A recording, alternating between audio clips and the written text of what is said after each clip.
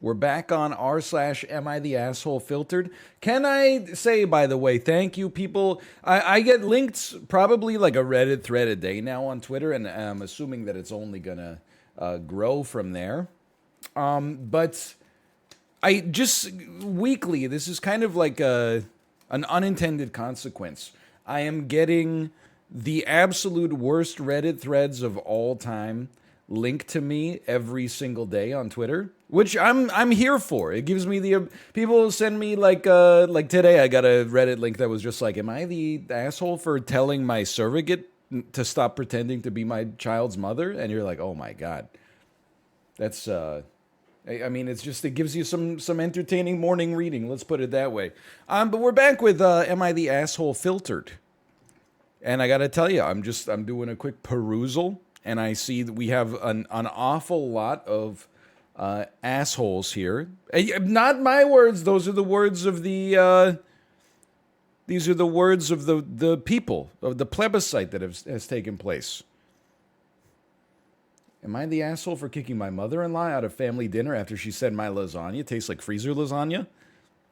Am I the asshole for refusing to turn off Kanye West after my girlfriend's friend requested I do? I'm excited. Okay. How about this? Am I the asshole for telling my daughter that if she won't stand up for herself, I don't want to hear about it? Your daughter. Okay. Well, look, I'm going to tell you, sometimes you just gloss over some of this stuff in the headline and you think to yourself like, oh, well, let's hear it out. Look, I'm only the father to a 10-month-old daughter. She doesn't get into these kind of problems right off the bat. At least I hope not. But simultaneously, it's a good start. Am I the asshole for telling my daughter if she won't stand up for herself? I don't want to hear about it. I divorced my wife almost 20 years ago because her work life became so severely toxic to my mental health. I was developing extreme anger management issues. What a bitch. How? Just immediately. I divorced my wife 20 years ago. I developed anger management issues, but it wasn't my fault at all. I had no agency. Her work life became so toxic. It just made me so mad. To keep it short, it didn't matter who it was. She would not stand up for herself at work. So day after day, she's telling me these work stories about how upset she was. I'd give her suggestions and nothing would change. Things escalated, and slowly but surely I'm building a resentment I didn't know was there and found myself angry anytime she would talk about work. She refused to get therapy or do anything to improve her situation. Our marriage slowly fell apart because of it. It wasn't until I decided to get therapy myself because I couldn't control my anger that I realized the relationship itself had become toxic for me. It took a lot longer after that, but we ultimately divorced as a result. Okay. I have to say right off the bat, phase one, paragraph one,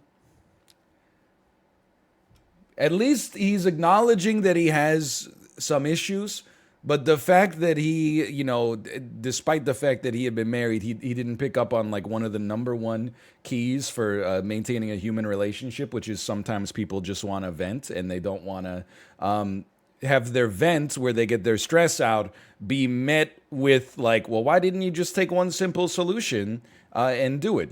Sometimes you just got, because maybe the reason, and I'm getting too into this early, but maybe the reason she didn't want to stand up for herself at work is because, as much as this sounds, maybe like a little passive, some things that make you annoyed at work aren't worth getting into like a confrontation over. Especially as it might affect your future employment status. Like sometimes shit rolls downhill in an environment like that, and you just got to be like, I'm annoyed as hell, but I'm just gonna go home and vent to my spouse because that's like one of the roles they have when you talk about when you exchange vows for richer or poorer. Do you vow to listen, even though sometimes a solution will pop into your head that seems like it could fix the entire issue? Do you pledge to recognize that they probably thought about that solution and then thought about, here's the reasons I don't want to do it, so help me God, amen. I don't think you say amen in the vows. I don't remember. Anyway, fast forward to present day, and my adult daughter is now working in the federal government, and she's letting the same thing happen to her. We talk on the phone every other day, and the past 3 phone calls, she's complained about the same situation. I've given her... Well, the only thing I could say at this... You think at any point in this guy's treatise, he's like, maybe it's genetic? There's the complaining gene? It couldn't be that like literally everybody complains about their job. It has to be. It's just a habit that's been passed down. We talk on the phone every other day. I've given her suggestions and nothing has changed. I immediately recognized my anger building, so I stopped her last night and told her if she can't stand up for herself, I don't want to hear about it. She called me an asshole and hung up on me. This morning, my son called to ask why my sister's telling everyone an asshole to hear my side. So I told him the abridged version, and he told me I'm an asshole as well. Well, can I say something here? Again, we're assuming these posts are real. If your daughter and son both tell you you're the asshole, you don't have to go to Reddit. Because even if Reddit tells you you're not the asshole, what are you going to do? You're going to like link them in your, it's going to be all caps forward, forward, you won't believe this. You know, whatever your kids think is unfortunately your reality. Anyway, I may have been a little tactless in how I shut down the conversation, but I can't invite that anger into my life again.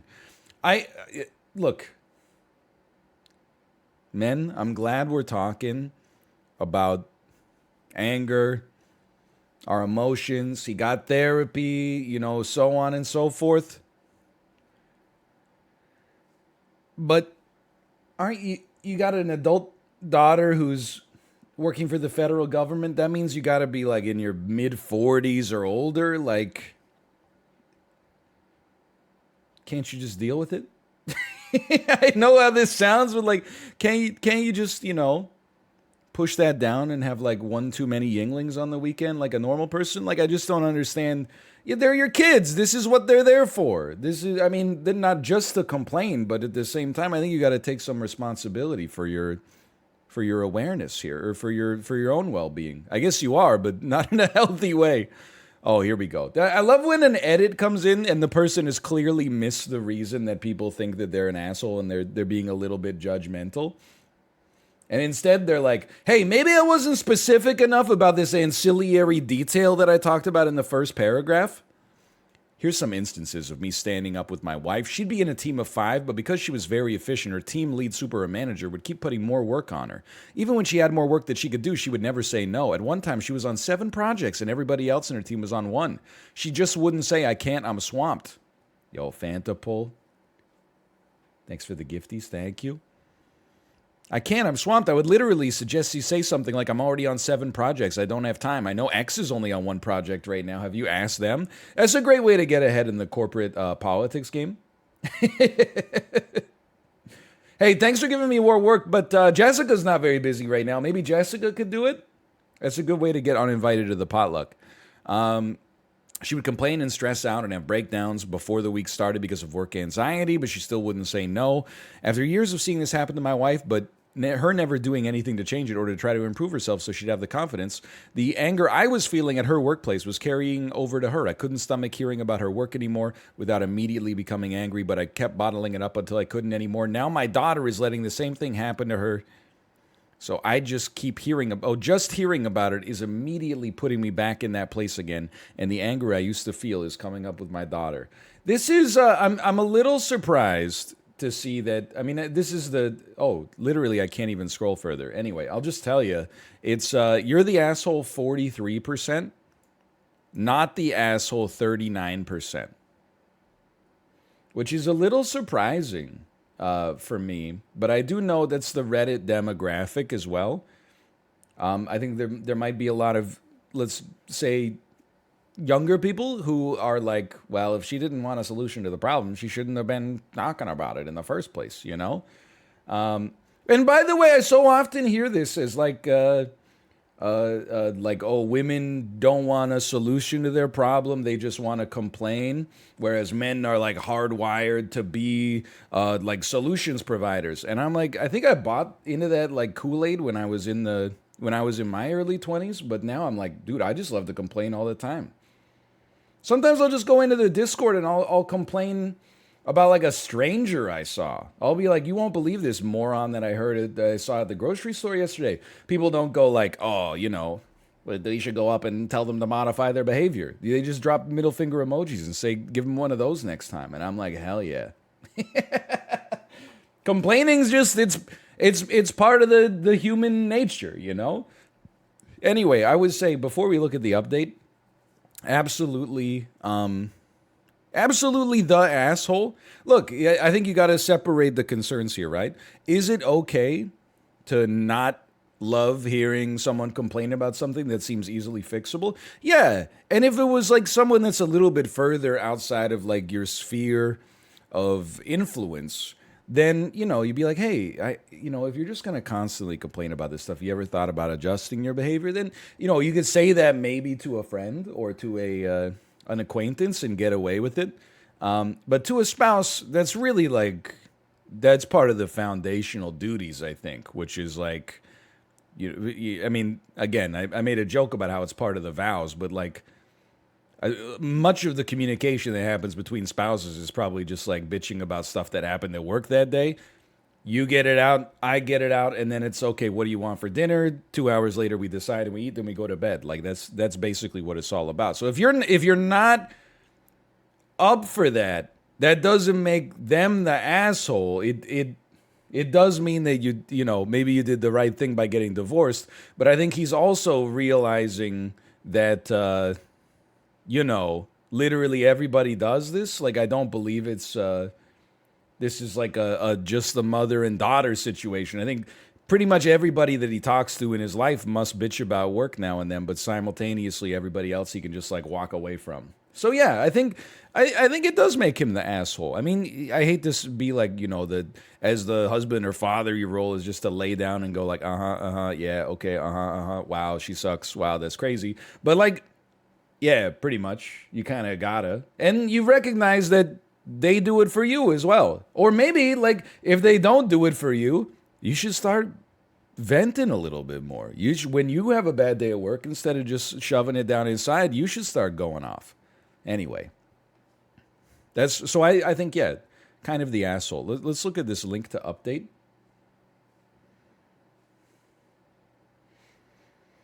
Oh, Lord. Every time. I wanted to lead by clearing up a few things. My wife and I were married for 7 years before my anger issues manifested. I was her emotional support for even longer. She introduced me to solutions and support. We had our own rules. On our daily walks, I just listened. If she spoke about work at home, it meant we could discuss it. Normal, just a very normal sort of arrangement to have with your spouse.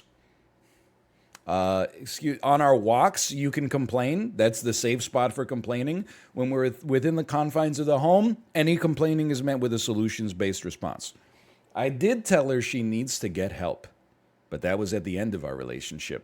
She refused couples therapy, personal therapy, and insisted it was my responsibility to be there for her. Okay, well, let me just say, that does make her kind of the asshole if we take this as true.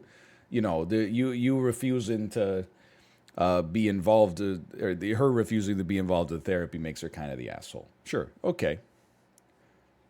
Simultaneous, I do also need to say, like, so much of the post is like about the relationship with the ex-wife, and the original post is, am I the asshole for telling my daughter to shut up? Basically. So like the whole relationship with your ex-wife is just background context. Like let's get to the part where you're like, oh, and my daughter, I was hungry in the conversation. Anyway, ultimately I had to walk away from the marriage. My daughter is nearing 30 years old. She is not a child. And I'm happy to say we have a great relationship. Her regular calls should be proof of that. She did call me an asshole, though. For those wondering why my anger is hard to control, here's why it's different for me than other people. Prior, I never really got angry. I was raised with the belief that if something happens, it's happened. You got no control over it, so don't let it bother you. I never had much of an experience with anger because of this. When I started to feel it, I just bottled everything. I ignorantly believed that I had control. Update. I had a Zoom call with my children. I started by apologizing to my daughter. Okay, acceptable. I've never spoken to either of them about why their mother and I divorced, so I explained it to them as minimally as I could. I confessed my mental health struggles with anger. I made it clear it wasn't her fault. Now they have the whole picture. Again, I'm just like, React's Cord wouldn't exist if this were the case, but yeah, this is like, I mean, it's just it just scares me that like a father to a 30-year-old woman is like Before I thought to apologize, I just ran it by Reddit first to make sure I wasn't gonna, beta myself or something like that. But anyway, the conversation went well. I answered their questions as best as I could. I reassured my daughter she can always speak to me and she can vent to me. Little sus, but that's okay. She asked if it would help if she let me know ahead of time that she wants to vent about work, and it was embarrassing, but I asked if she could. We agreed that she'll text me bad work day, and if I'm able to, I'll call her. My son didn't have much to say, but he did tell his sister she can call him to vent too. Okay, that, if it works, it works. But again, I don't know. Maybe I'm idealizing the situation where I'm like, I think if you're the dad, you kind of gotta, So I mean, I look. It's good, probable mental health like quarantining, but I do when I look to myself as being like if I'm like 60 and my daughter's in her 30s or getting to be in her 30s and she texts me like bad work day and I'm like, sorry, I'm not in the right headspace to help you out right now. I'm like, I kind of feel like that it's, if you got to do it for self-care, you got to do it for self-care. But at the same time, I'm like, this is kind of your role as the father, I guess. But anyway, whatever. If it works for them, it works for them. Different stuff for different people. What you got to do, you got to find your daughter a spouse. I think that's my asshole solution to this, which is that I think you need to, this is like an unethical life pro tip. You need to find your daughter a spouse that can receive the venting instead of you. Because it sounds like he wants to live in a world where nobody else ever talks about their problems. So I think at this point, you got to start being the matchmaker for your daughter. You got to be like, hey, I've lined up a series of great listeners. Pick one. But then what if she has to vent about her husband? No, I think that's a sibling thing. I think then she texts the brother and says, bad marriage day. Anyway, not much else to say. Thank you to everyone for your kindness and time. For everyone who was hostile with me, I hope you find your own peace. I love that, man. Look, he seems like he came to the end of being a nice guy. But I love that he was kind of like an asshole in the first post. But then at the end of the second one, he's like, I hope you find a way to get rid of your anger someday. Anyway. Still, that's a good ending. Again, it might not be the way that I would ideally solve this problem, but if they were able to come to a solution, like as a result of that, then who am I to judge, right? Who am I to say that that's not okay? I'm just giving my 2 cents and trying to make it entertaining as well. It seems like a little bit of a happy ending. Verdict? Or OP, original post, kind of the asshole. Update?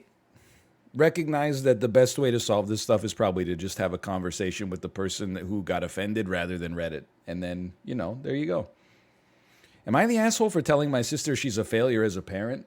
Oh, no. Because her son is in a relationship with a cartoon character pillow?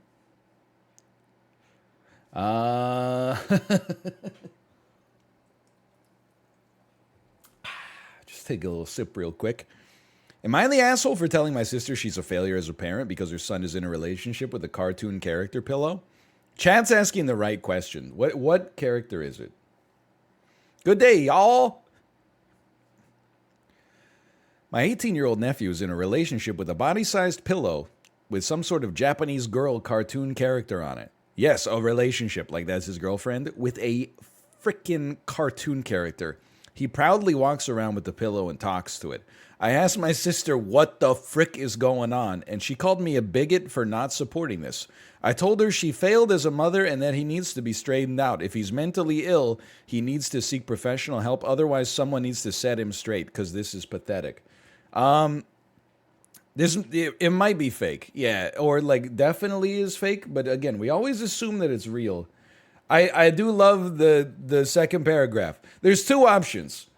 He either needs therapy from an accredited mental health professional. If he won't do that, someone's got to set him straight. Someone's got to sit him down. You know what they got to do? They got to make him be in a relationship with like an entire crate, like a shipping container full of body pillows. Like when you're Dad catches you smoking a cigarette when you're 12 and he makes you smoke a whole pack on the porch with him. You got to be in a relationship with every single body pillow until you get it out of your system. Anyway, the whole family's against me. I don't hate this kid. He needs help, but I can't understand why I'm the oddly one who thinks there is a problem here. There's not a lot to go on here, but I will say you're the asshole 48%, not the asshole 35%. That's what we got. Everybody sucks here 14%. I'm the oddly one. Again, I think it's important, and I'm not sure if everybody does this, when they look at these posts. But for me, I think it's important to, like, separate perhaps the way that you feel about an issue, like, your nephew being in a relationship with a body pillow, versus the actual response that was had. You know what I mean? So I think some people would read this and be like, if your nephew's in a relationship with a pillow and genuinely thinks the pillow's his girlfriend, that's pretty cringe. And as a result, you cannot be an asshole regardless of the actions you took. Whereas I'm like, look, if my niece or my nephew brought a body pillow out and was like, this is my girlfriend, I would have to think long and hard about how many anecdotes I was going to reveal to the public on that one, because it would be a once-in-a-lifetime story. Like, that's like a career-making story to introduce into the lore, but simultaneously maybe a little bit over the line to sacrifice your nephew for content. I probably wouldn't, okay? But in the back channel, I would be like, hey, is everything okay? That being said, that doesn't mean you can, like, could you talk to the nephew maybe, or even have like a sit-down conversation with your sister? You can't just go, hey, you failed as a mother as a result of this. Like, that's, like, why is it always like it goes nuclear immediately? It's never like an escalation. It's always like, I don't like the mashed potatoes. Well, how about you fucking die? Like, it always goes straight to infinity. Like, either they're missing context or like these people are already like on the razor's edge of being livid at all times. Regardless, yeah. I mean, you're the asshole.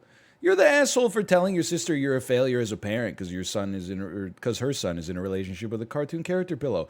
Do not take that to mean that I'm saying get out there to Bed Bath and Beyond and start playing there's plenty of fish in the sea in the upholstery section. Rather, it's more like you don't get to have cool, good boy credits for being like, hey, that situation's like a little bit fucked up. I'm not going to do anything to solve it, but have you ever noticed, like, you haven't actually done anything. You're like Leonard Nimoy in the monorail episode of The Simpsons. Like, yeah, you've recognized it's unusual, and you're like, hey, fix it.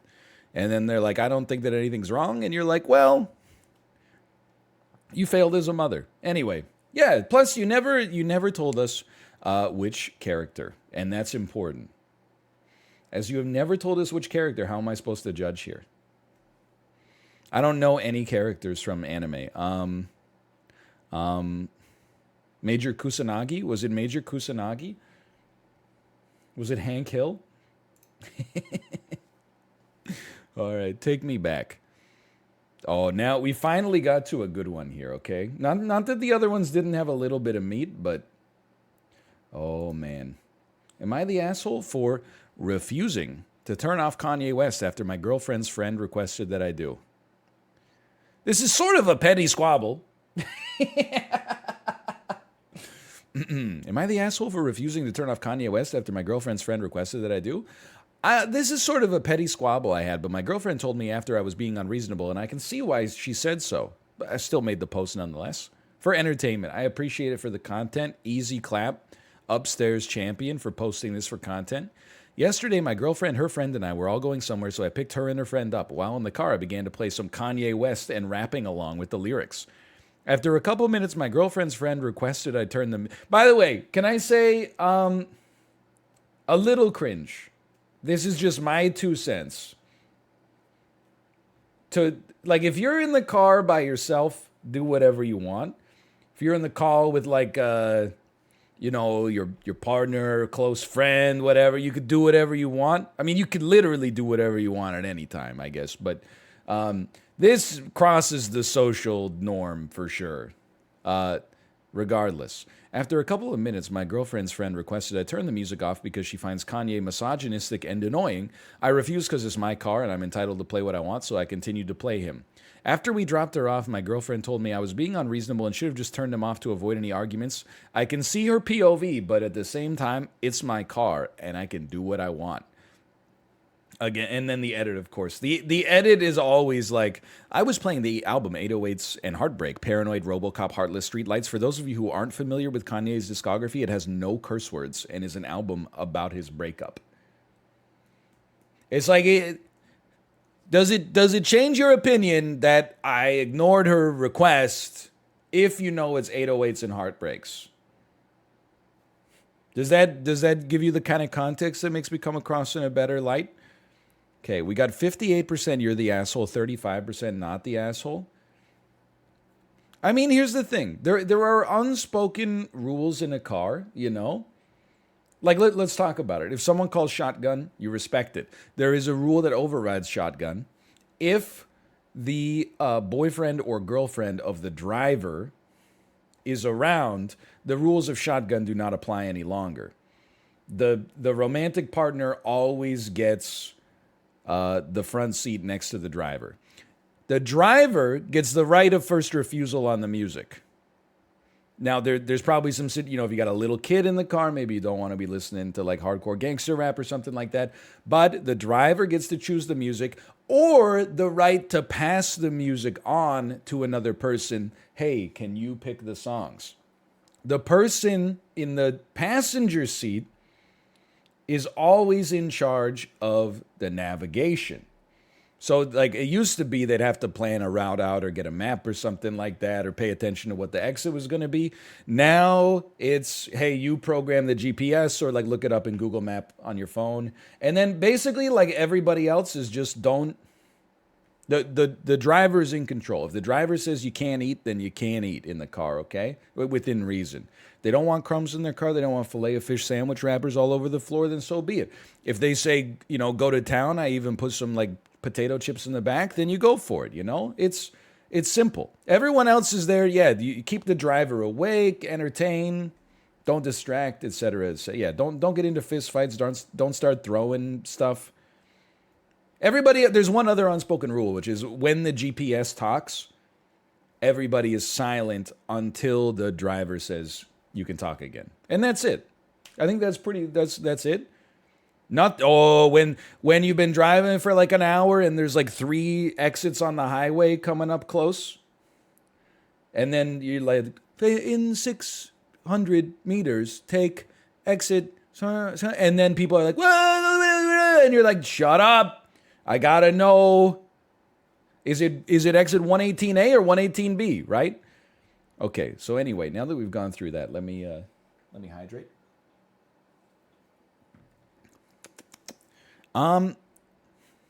Definitely, there's 808s. There's no swearing in 808s. Why are you and the OP of the opinion that you can't be offensive without swear words? Some of the most offensive shit I've ever seen has been like G-rated. Maybe Dan posted it. Dan, are you the OP here? I'm just saying, look, again, you have to separate the issue from the behavior, okay? Is the issue reasonable? I think when you're in the car, if you don't like the music that's being played, my 2 cents is that you get over it, right? You know how many times I've in high school especially, I drive with Mouth. He puts on like some Trivium or some In Flames or something like that. I got I derive no value from it. I have no idea what's being said because it's growling and I haven't learned that diction yet. What do? Oh, can we put on some Broken Social Scene or something like that? I'm like, nah, it's his car. I'm happy to get a drive in the 1994 Volvo station wagon that was older than I was at that point, and it was it was his generosity to drive me home in the first place. That being said, I also think if you're the driver, you got to worry about other people's concerns. If I was driving a car, I consider myself like the general manager of like a cool nightclub on wheels. And if a customer came up to me and was like, "Hey, the music that's being played is making it a little bit inhospitable in here for me," I would be like, "You know what? Thank you so much for your comment. Let's put on, the Carpenters or something like that." Seems like there's a compromise where you could have found something that was not Kanye West, but that you both enjoyed, is I guess what I'm saying.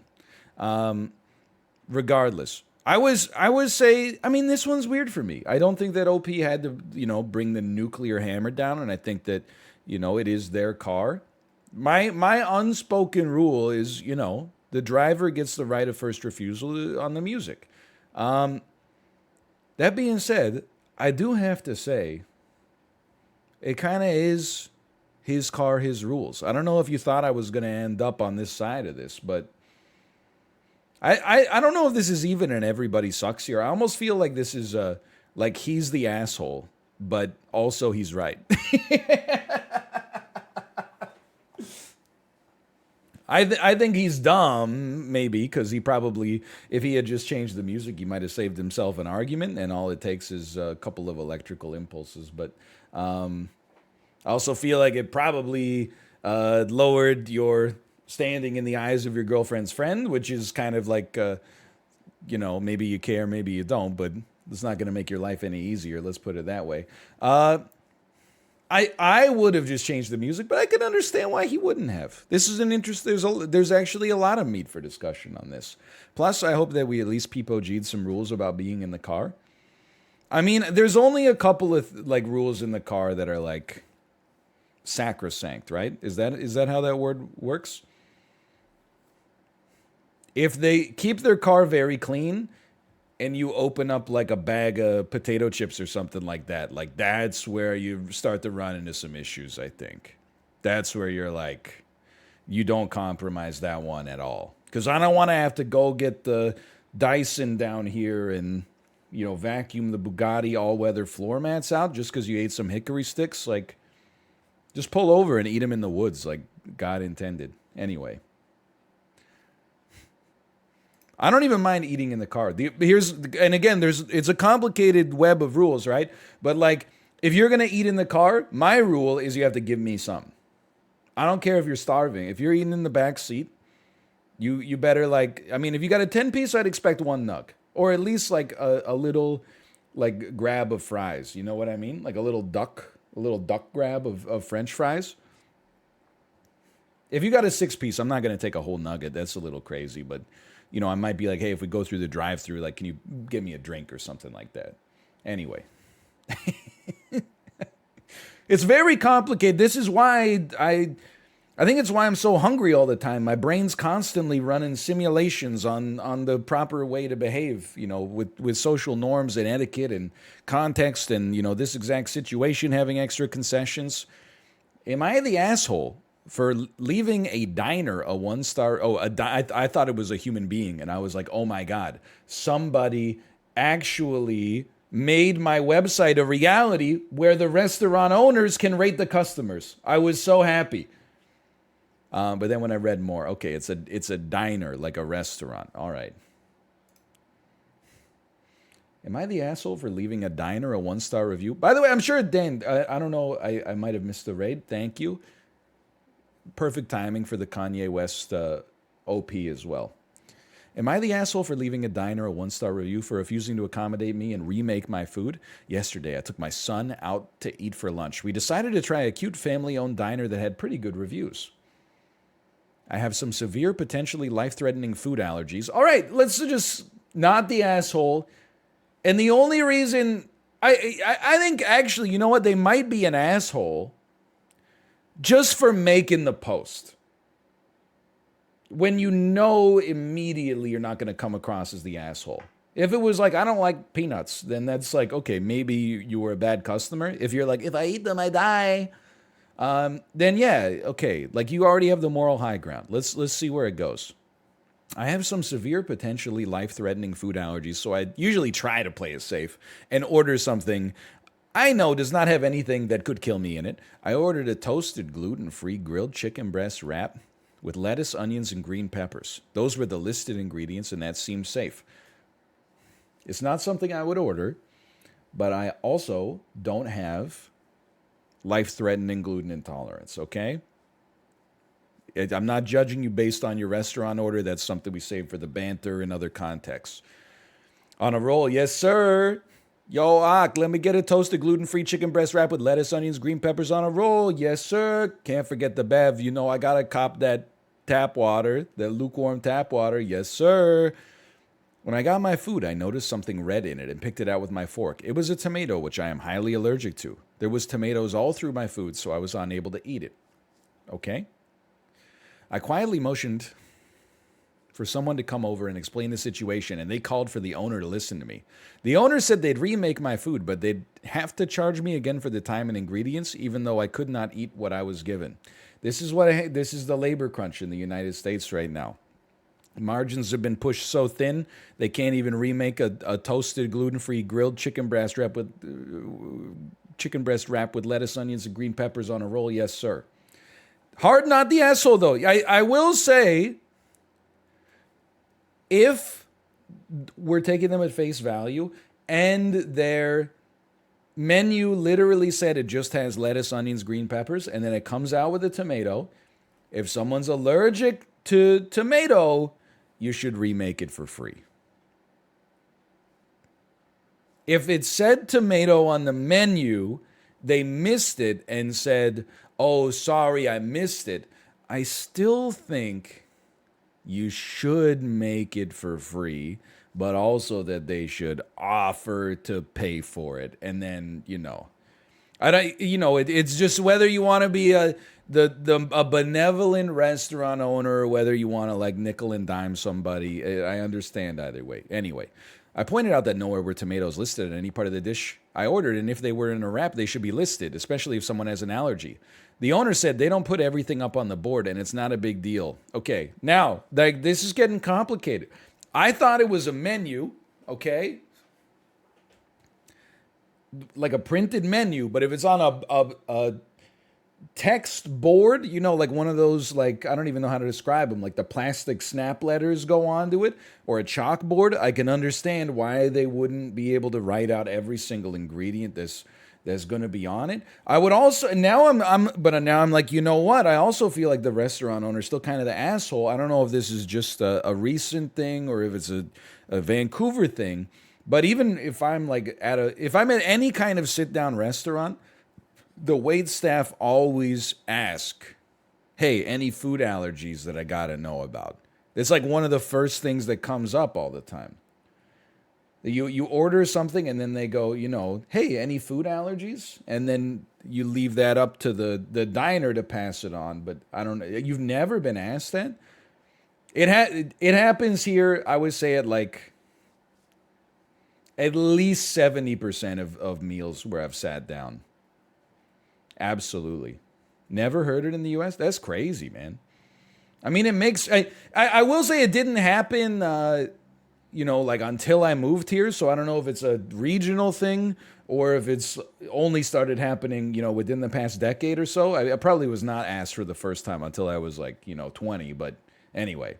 And when you get asked it, you're like, I'm surprised. Let me rephrase. I'm not surprised. I'm surprised it isn't more commonplace to be asked because, I'm sure the odds of it are pretty low, but you don't want to feed somebody like chicken satay with the peanut sauce and then they eat it and die. And they're like, were there peanuts in that? Like, people are very dumb. I think like it might be the responsibility of the diner, don't get me wrong, to make sure they don't eat something that's life-threatening. But simultaneously, I'm like, it's people do things that are in their, not their self-interest all the time. Anyway, owner said they don't put everything up on the board. It's not a big deal, and for me to either pay to have my food remade or I can choose not to eat, but I will not be receiving a second meal for free. Owner, kind of the asshole. I ended up reordering my meal to my specifications. It took 30 minutes to come out when before it was less than 10 and was obviously burned. I ate what I could and threw the rest away before leaving. I think this is a situation where you got to establish that, for your son, you need to not eat at that restaurant, if that makes sense. Sometimes as a dad, I think, and I have the luxury of not having been put in this position yet, but sometimes as a dad, I think you need to go hungry in order to teach your child a lesson. And like not in a negative way, but to be like, I would rather be hungry than give that business that I hate any more money. That's my take on that subject. The fact that maybe he was starving and he ordered again. But I think sometimes you gotta do a hunger strike like Chris Cornell and be like, nah, actually I'm fucking full. Actually I'm stuffed. I would not like another. You know what you could do is you could just bring me the bill, please. And then that's where then they go, oh, and then everyone claps and they give you a crisp $100 bill or something. And when you get home, yeah, you could just steal bread from the mouths of decadence. Anyway, I was really disappointed in the whole experience. Ended up writing a 1-star review blasting the place for how I felt they treated me. Am I the asshole? Again, the context has absolutely no merit whatsoever. This is a type of wrap I had ordered at many places before, and it does not typically come with tomatoes. It would be the equivalent of getting a Philly cheesesteak with tomatoes, basically. Ah, yes.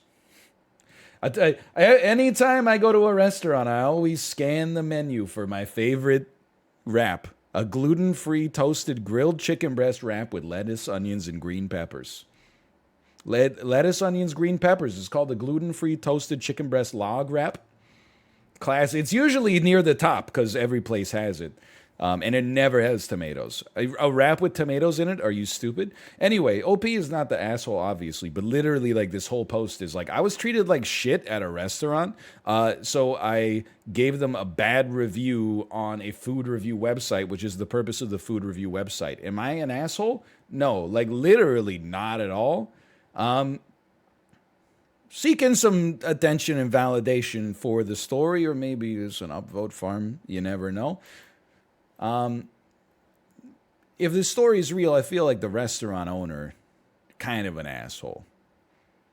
You know what? You know what's been nice sometimes? You go like pick up takeout from a restaurant. They have this like QR code menu outside. I'm all about this now. You scan the QR code with your phone. It gives you a menu on your phone, so you don't have to worry about this limited chalkboard space and stuff like that.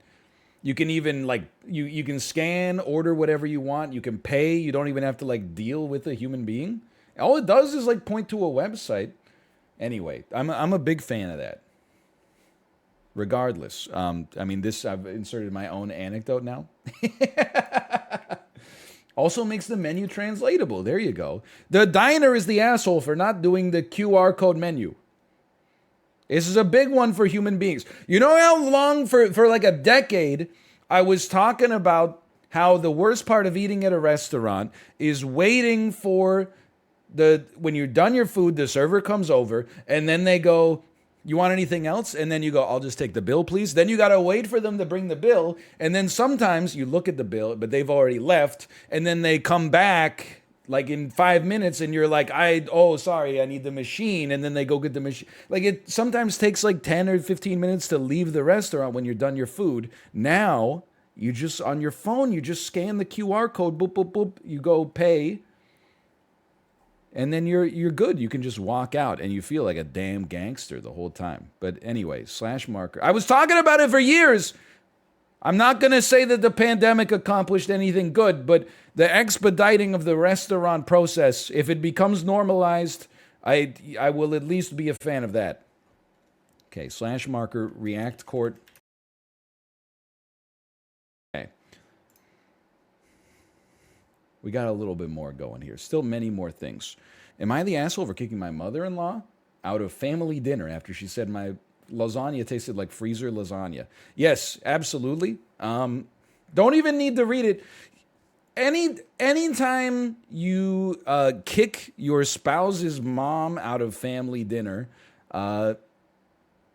you're really you're on an uphill battle to have the moral high ground. Like they could pull down their pants, take a crap on the carpet. They could, insult your kid or something like that. But even just insulting the food, it's tough to tell them to get out, I guess. Anyway, it's early. It's early. Let's see. I see so many words right off the bat. Giggled, shrieking. Mother-in-law is a fairly typical passive-aggressive mother-in-law. Tell me you hate women without telling me you hate women. She's a fairly typical passive-aggressive mother-in-law. You know how they are. Nice to my face, but the food is only ever fine. She purses her lips at my parenting. She plays favorites with her sons. Okay, I get it. I'm sorry. I'm an only child. Sometimes when people start talking about uncle, mother-in-law, sons, I start to have to do the family math in my head. Like, I still don't even really know what a cousin is. Like, I have to think about what a cousin is from time to time. But anyway.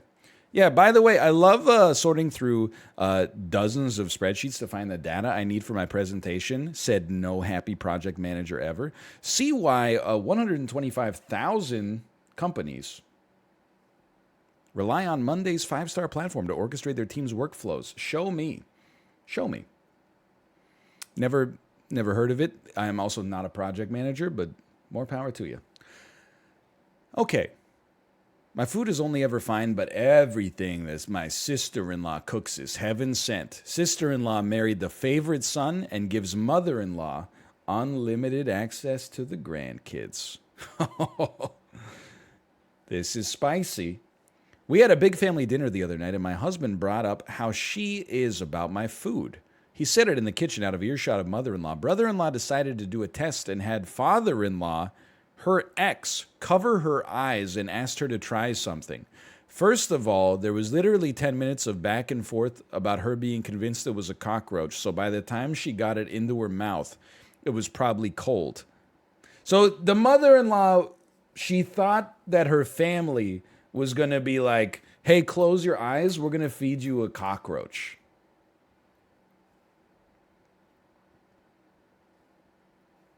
I wouldn't cross my mind whatsoever, but anyway. Then there was some shrieking because they were laughing, so she was convinced they did something to her. Then more shrieking because she wanted her eyes uncovered, so father-in-law finally let her go and said it was fine. She said it was fine. It tasted like frozen lasagna. Brother-in-law shrugged and said, sorry, I guess she doesn't like your cooking. Mother-in-law asked if I cooked it, giggled, and then said they shouldn't have put her on the spot. Everyone was laughing, and I was just over it. I said that was what I cooked for dinner. If she didn't like it, she could leave.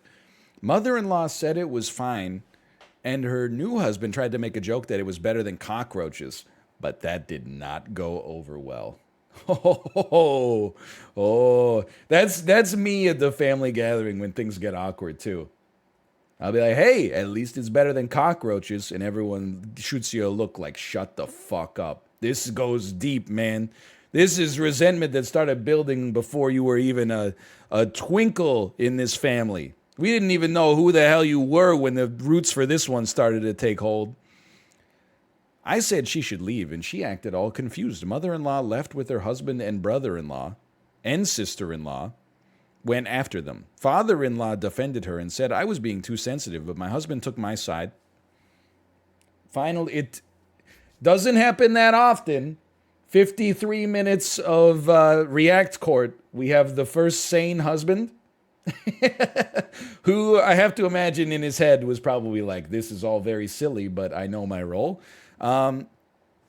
He said, she can't come back until she apologized. Now sister-in-law and brother-in-law are saying, I set her up, I'm a crybaby, and I just wanted a reason to kick her out. This is just like so many steps to get mad, you know? Like, it's such an elaborate kind of Rube Goldberg machine to make yourself upset. I almost don't even understand. Okay, so your mother-in-law, you have a conspiracy theory that she dislikes your food because you married not the favored son. Whereas the eldest son, his wife always gets all the credit for cooking. Let's talk, that could be real. Can I also say, though, that it's possible that her sister-in-law is just either a better cook or alternatively cooks food that's more to the liking of a, you know, middle-aged American woman, which could happen. Sure, I'm assuming it's American because it's insane. Okay, so you have a scientific hypothesis. You set up a test. So far, this is relatively okay scientific method, right? You say, let's feed her this lasagna, because my base case is that I know that this shit fire, and we're going to cover her eyes, and then when she eats it, she'll give her honest opinion. If she says it's good, which 100% is what's going to happen, that's where she deviated from the scientific method. Your null hypothesis is supposed to be deniability, I think, most of the time. But anyway, if she says it's good, then I'll be like, gotcha. And then all this will be water under the bridge. Surely there will be no other implications. If she says it sucks, then I'll get mad and kick her out of my house.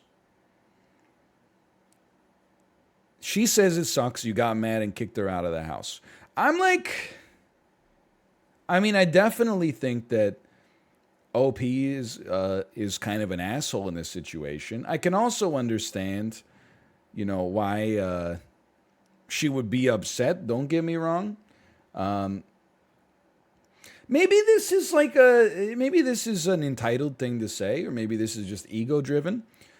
But when I trust my own palate to some extent, I know what I like. When I eat something that I cooked and it's delicious, I'm like, it's delicious. If somebody was like, yeah, it's okay, I'd be like, oh, sorry, my bad. But in my head, I'd be like, your palate fucking blows, lady. This shit is fire. Are you kidding me? This is delicious.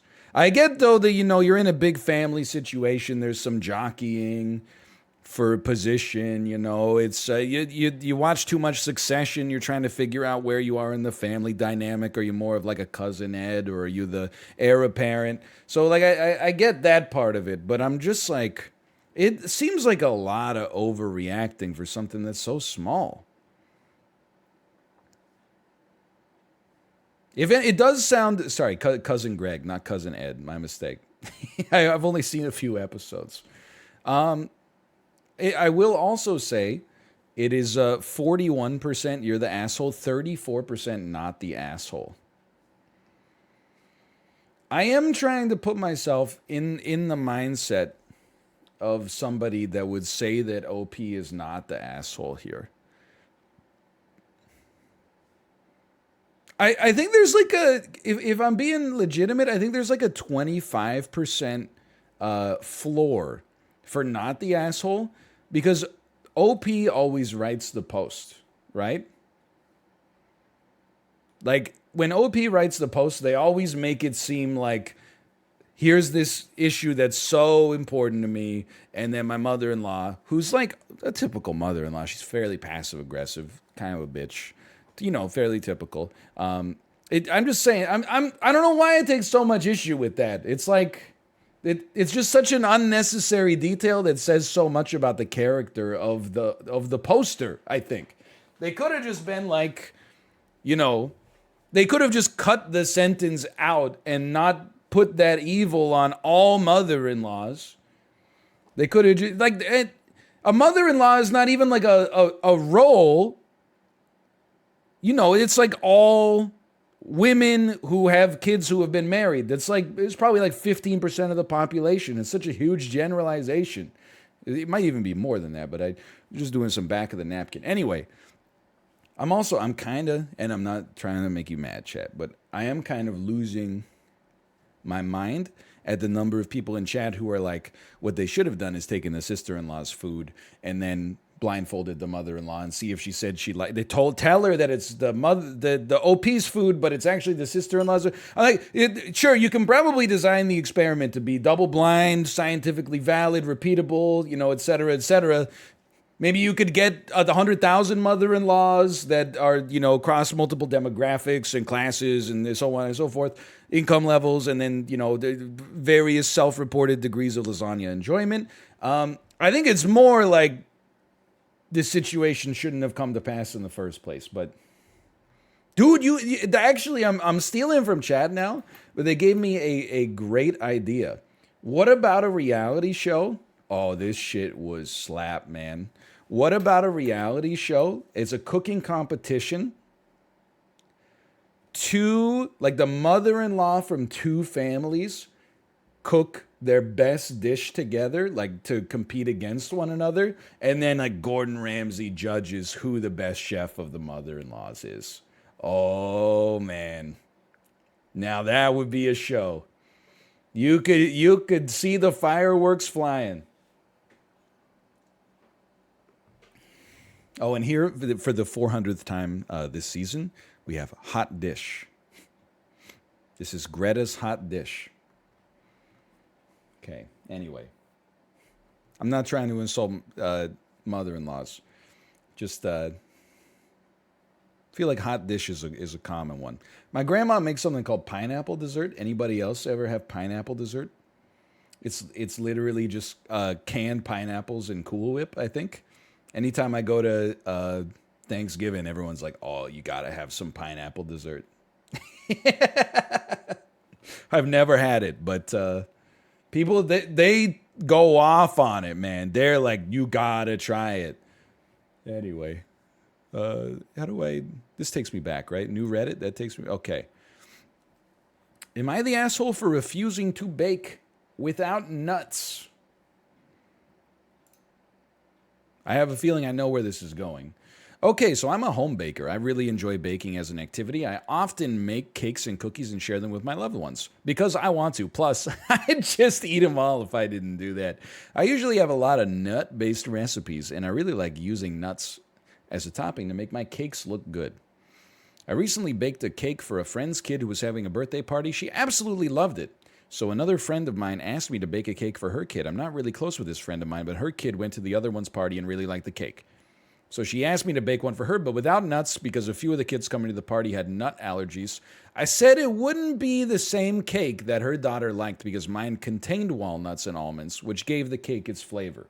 So far, everything's okay. All right? It sounds like the baker made a delicious cake. The prospective customer said, hey, can you make it without nuts?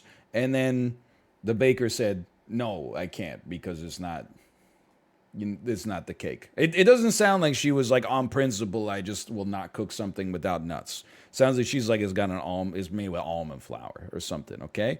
Anyway, she asked if I could make a cake with nut alternatives to achieve a similar taste. This is now where OP has the moral high ground. And this, I like doing it. We're debugging the social interaction step through. You wanted a free cake, right? And then you wanted it without nuts. The baker says you can't have it without nuts because it's a nut-based cake. And then the parent said, is there any way you could formulate a different recipe, on your own time to make a similar cake? Like if they said, well, would you be open to making like another cake? That would be something. But like this, could you do some chemistry research? Okay, I honestly don't think I can, so I said no. So she told me to just bake a chocolate cake instead. I am going to say, I hope that she didn't say, okay, just bake me a chocolate cake instead. I'm hoping that she was like, if you're still up for it, we'd just take a chocolate cake. It's a free cake, Anyway. I told her I'd be happy to bake the original cake for her because her kid really liked it, and that was the only reason I was doing it. She got pissed and said it was up to her to decide which cake she wanted for her daughter's birthday. I said, sure, but I won't bake it for you. You can see how quickly it came to pass. She got pissed. She complained I'd baked one for the other kid according to her specifications. It was vegan, so I should do the same for her. I said I did it because the kid herself was vegan and not some of the guests, and hung up. I feel bad because the kid really liked the cake and wanted one for her birthday, but her mother was annoying me at this point. I don't feel like I'm the asshole, but I'm here. So am I the asshole Pre-edit, not the asshole. You know, we talked about it like a little bit last week. Um, you ever hear the expression again that like, and this was about the one where the art student painted something beautiful on the wall, thinking that it was gonna get uh, painted over, and then they were like, "Oh, I love it," and then they wanted payment, and it was a whole. It's a very kind of similar thing here, where someone is doing a favor in one direction, and then the terms of the original favor change a little bit, and it becomes a situation where I mean, I hate to be this cynical, but I do sometimes believe in the expression like no good deed goes unpunished. Hey, out of the goodness of your heart, my daughter loved your cake. Could you possibly make her that cake for her birthday? Yes, I could. I would love to. Could you make it without nuts in it? No, I can't. Could you make a chocolate cake? This is where I think they're like, I could, but they didn't even eat that the first time, so they don't even know if they like it. I think it's a choosing beggar situation. Anyway, so far, so far. Edit. I wasn't being commissioned. It was a free cake. I don't have a problem baking without nuts. I assume this kid wanted my cake because she liked it. I was surprised because the original cake had no chocolate at all. So she suddenly turned around and ordered a cake a la carte, which I wasn't really expecting. As always, this is, I think, why like the legal system and like arbitration exists. People who are too close to the story do not understand the meat and potatoes of the conflict.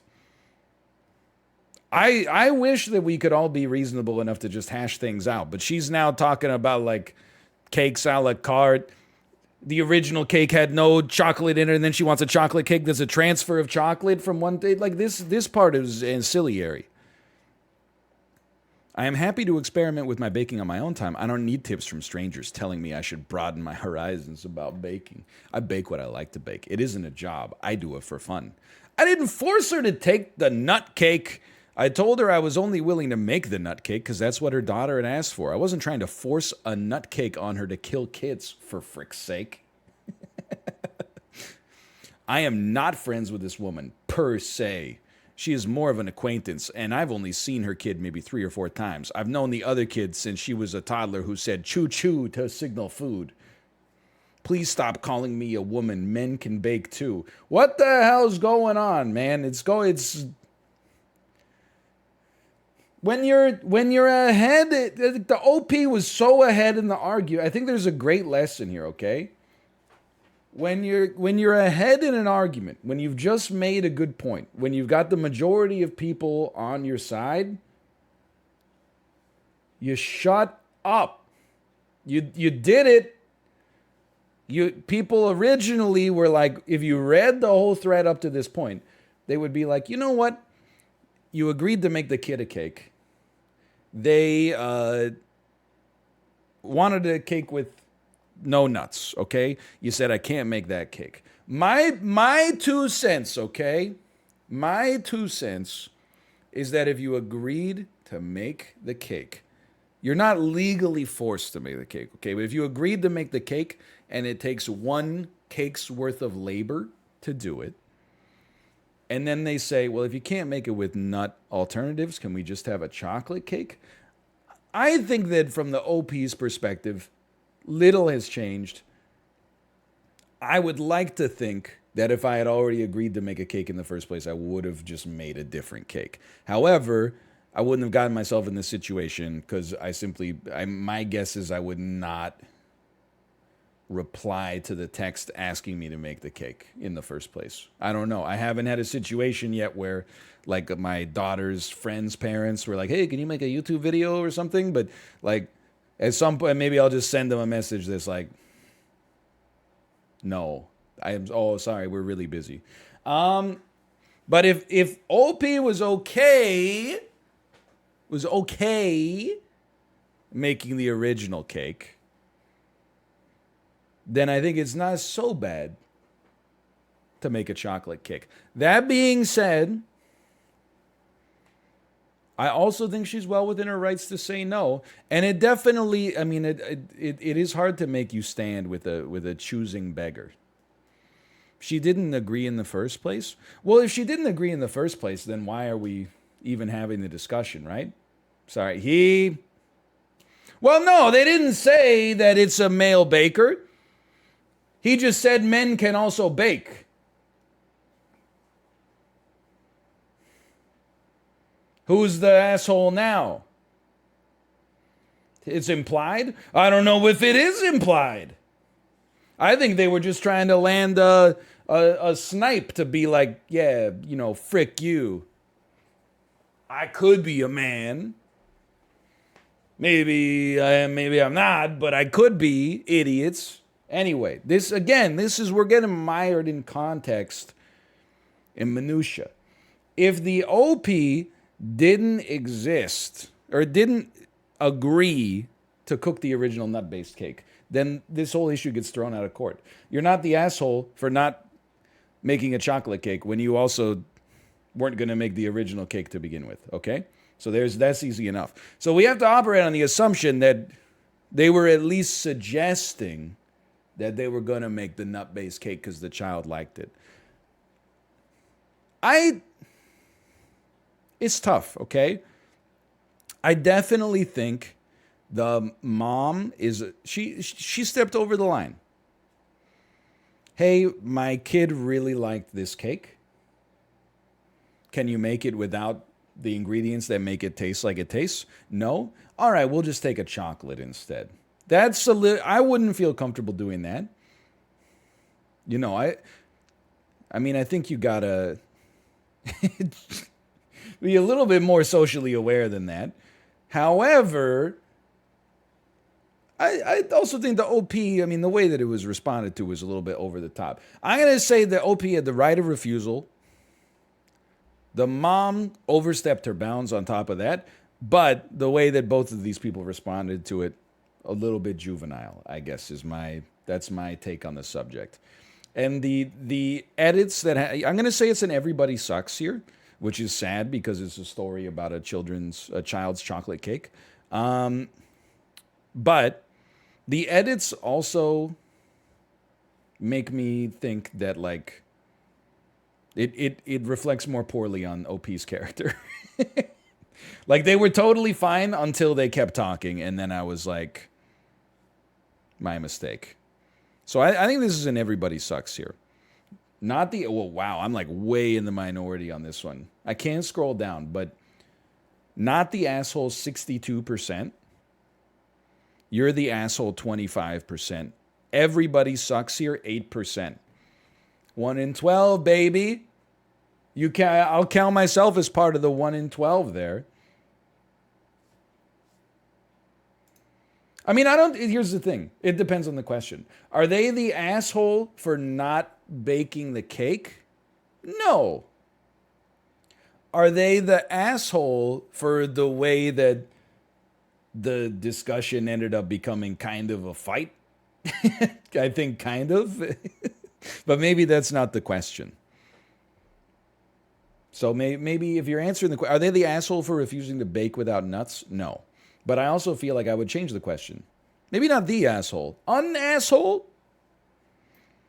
I don't know about, am I the asshole for telling my daughters I made a mistake for choosing to stay in their lives? And then not the asshole? I guess at this point I gotta know, right? My ex-wife and I got divorced 14 years ago. It was due to infidelity on her part. The divorce was messy. I'm just scanning through. I don't know. This just seems sad. That's a sad pivot. You get one per stream. How about this one? Am I the asshole for refusing to flush the toilet when I pee? Ew. Hold on. Let's look at this one first. I think this one. I gotta have one with like 100% consensus again to get chat back on my side. Am I the asshole for not getting a summer job and still expecting allowance? My parents were really pushing for me, 16, to get a summer job this year. I chose not to, instead deciding to volunteer at our town's historical society. Hey, okay, at first I was going to be like, I got to wait for my Halo Infinite beta code. But at least they're volunteer. They're doing something. It's super close, so I can literally walk there. I really enjoy working there because I'm learning new things about our town and preserving historical materials, and because I enjoy talking with the people who do come in. It's got me interested in becoming an archivist. About twice a week, my history teacher will volunteer too, so it's nice to get to see a different side of him than I usually do in class. Okay, let me guess. The other reason that it's awesome is because, like, a part-time job, you'd be working like 30 to 60 hours a week, and when you volunteer at the Historical Society, they're like, yeah, go ahead, why don't you roll in around 1? It's a long weekend, so it's going to be a slow day. Anyway, unfortunately for me, my parents have a rule where over the summer, if I want to buy anything, I need to make the money myself. For whatever reason, that means I also have to pay them a small fee once a week to even just use the television, which I haven't been able to pay for over a month. What the hell?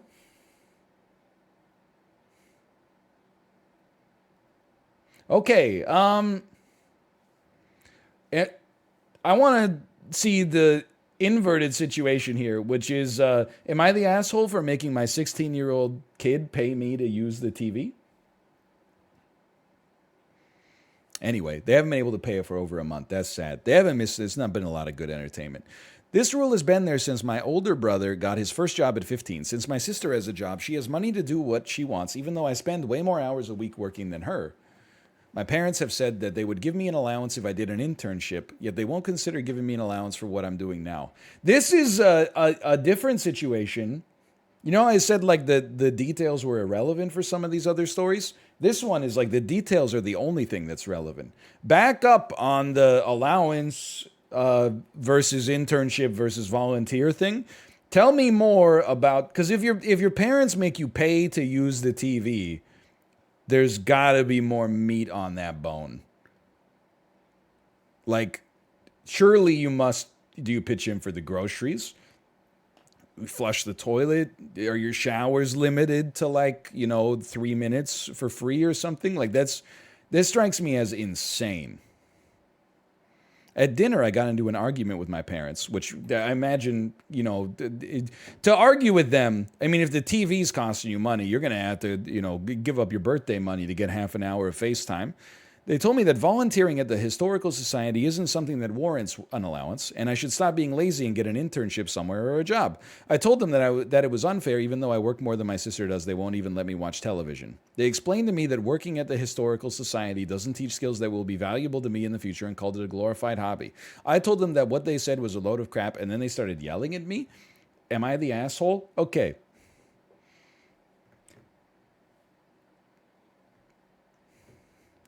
What I'm about to say is a little bit spicy. Tell me your parents homeschooled you without telling me your parents homeschooled you. It just seems like this whole situation is just like off axis a little bit. Apparently, they're not homeschooled because they see their history teacher at the Historical Society. He has a history teacher. Okay. Your parents are weird, dude. Like, that's my response here. Your parents are weird. I don't know what else to say.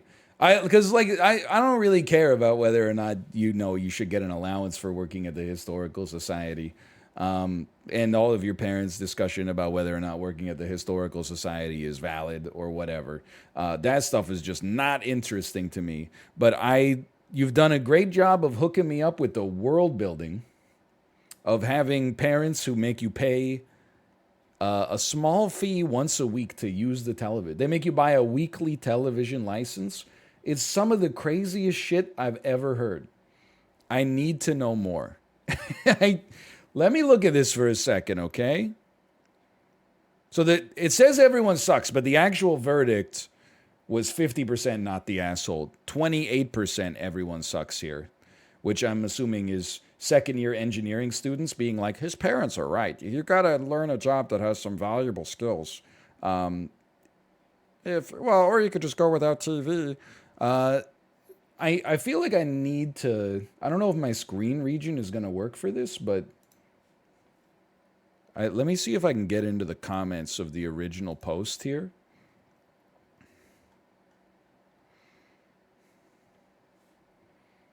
Here we go. Let's see how this looks. That was my George Lucas voice. Everybody sucks here. Get an actual job if you want things, but them not letting you use the TV is weird and controlling. Yeah. I mean, kind of. I still don't think the kid sucks. Like, the TV weird stuff is definitely real. But, I mean, again, I don't think necessarily the kid should feel entitled to an allowance. But everything about the parents forcing them to pay to use the television is, like, asinine to me. Dude, I'm still, like, I have so many questions. Like, can you watch the TV for free? Or do you need to pay just to view?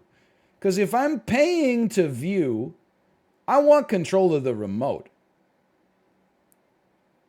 Like, I don't want to just pay you $10 on like Saturday and then I got to sit there and watch The View or whatever. Like, I want to be able to put on HBO or something like that. Like, there's just so much going on here. Or do they just have like a room with a TV in it and like a coin slot or something? I don't know. Anyway.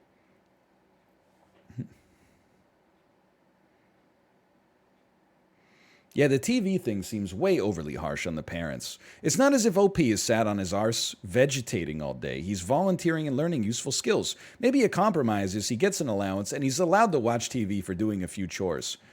Although I'd just let the poor kid watch TV without charging him.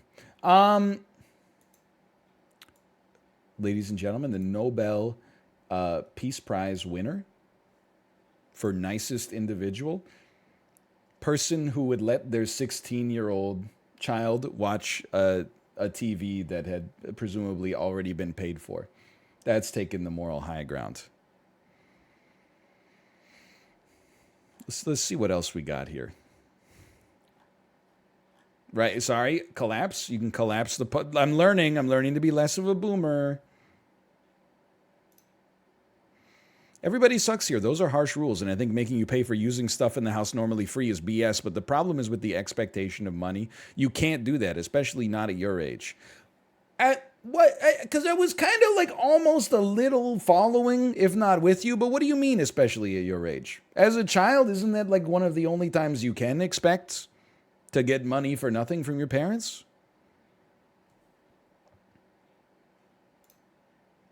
Everybody sucks here. Your parents are a bit too strict. Charging for a TV? I'm a grouchy old dad, and I didn't even do that. People are like, look, you should get a job, but they should also let you watch the TV for free. As for you, you approach it all wrong. Telling your parents they're full of crap is not advice given in How to Win Friends and Influence People. Oh, yes. This is from the Reddit user Proud Boomer, who thinks that the Bible for social interaction is a sales handbook written in like 1925. This is the kind of guy, when you meet him, he asks your name, and then he just repeats it like 75 times in conversation with you until you either get creeped out or hypnotized. You want credit for working hard? Show them the path you've laid out. Be polite, apologize for the crap comment. Let them know that they got through to you and you'd like to share your thoughts in a polite conversation.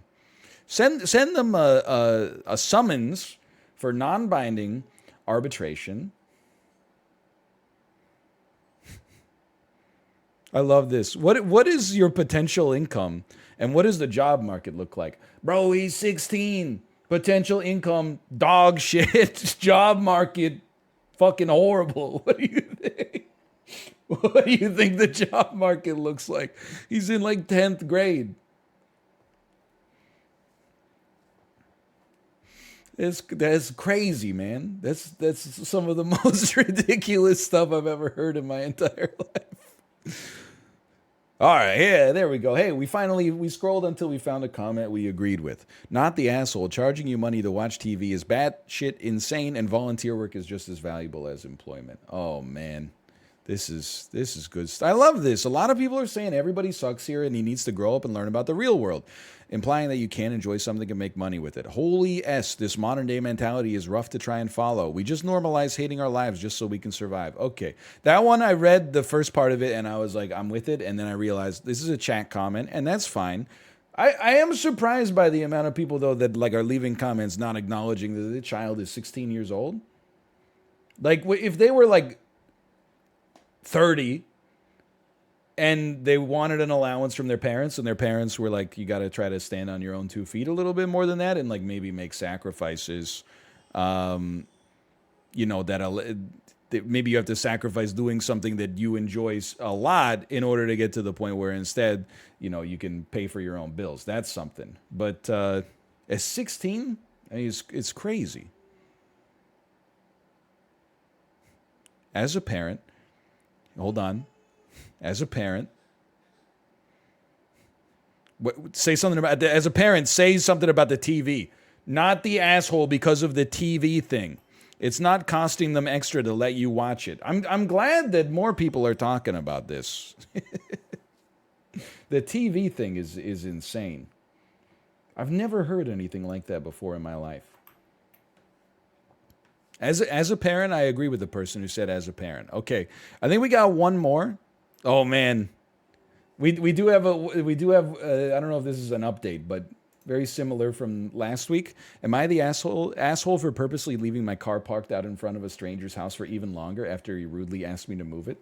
Asshole post deleted. Great stuff, man.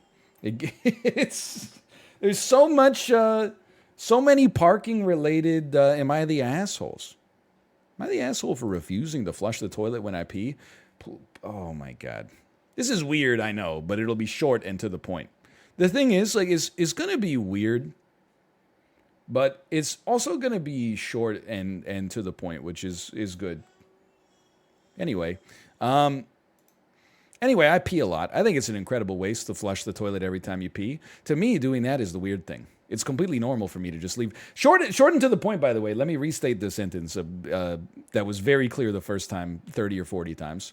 It's completely normal for me to leave my pee in the toilet and really only flush for poo. I don't see the issue with this, but my boyfriend hates it. He says it's absolutely disgusting and I act like an animal doing that. He shouldn't be subjected to my bodily fluids just because I want to be a cheapskate. Hey, some guys would pay extra for that. Hi-oh! I don't know. I can see his point, I guess, but honestly, I don't really see the issue. I can see his point. On the one hand. On the other hand, I don't really see his point. Plus, it's my house. We've been talking... I was going to say it's my car.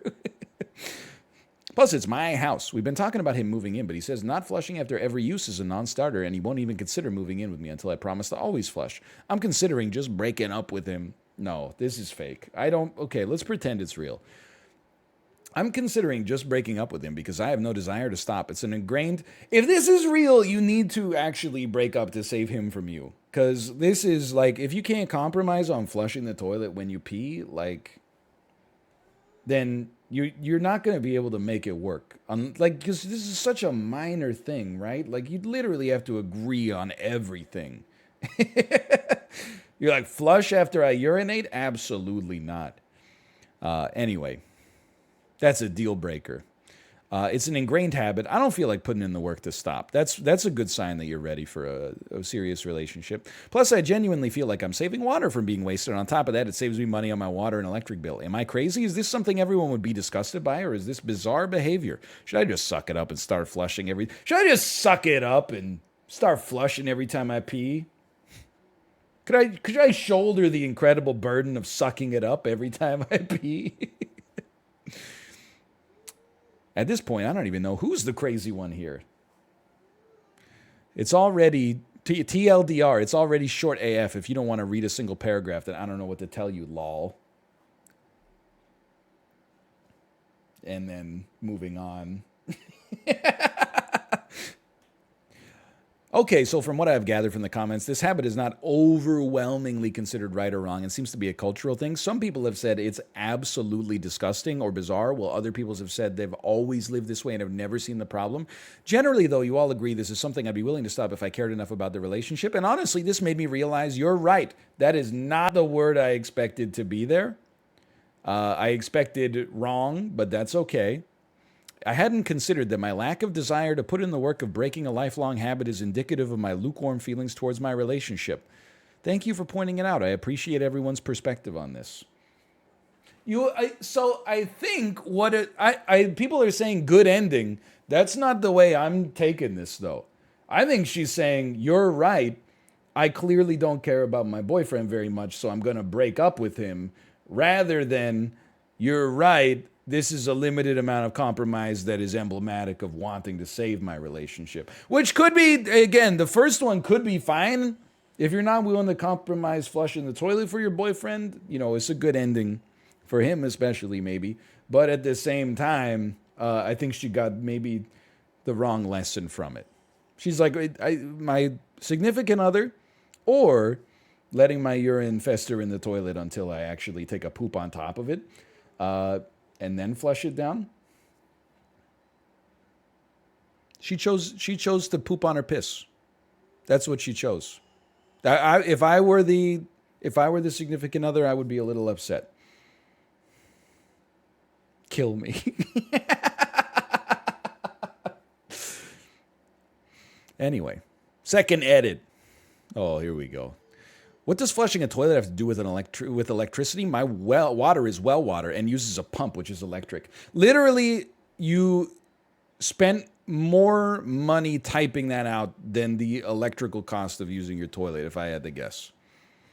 Like, this is literally like focusing on the pennies and making the pounds take care of themselves. No one's ever like, hey, I mean, the water, sure, but like, oh man, my electric bill's getting so high. I gotta stop flushing so much. Look, I know the water stuff is fair, okay? I mean, water is pretty cheap here, but I don't know if that's the case everywhere, and it gets recycled at like 99.999% efficiency or something by the wastewater treatment plant. But regardless, the water, I at least give it a sense, but the actual electricity, I don't know about that. How often do you flush? I pee on average once every 90 minutes.